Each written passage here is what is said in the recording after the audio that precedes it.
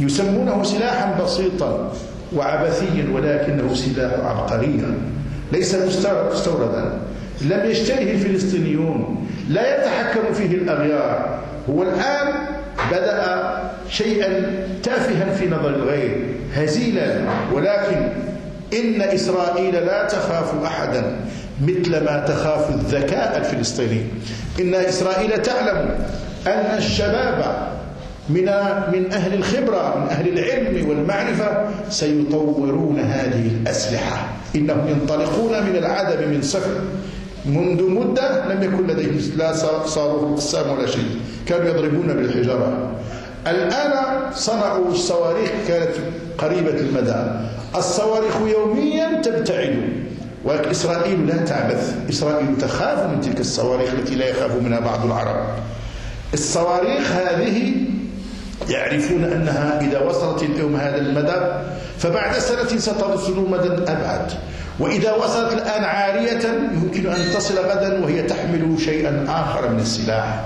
إن هذه العبقرية الفلسطينية هي التي تخيف.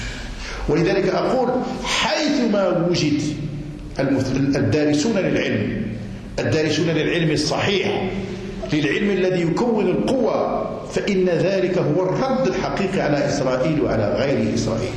إن أمة ليس فيها العلماء والمخترعون والتقنيون والأذكياء لا يمكن أن تواجهها ولن يرحمها أحد.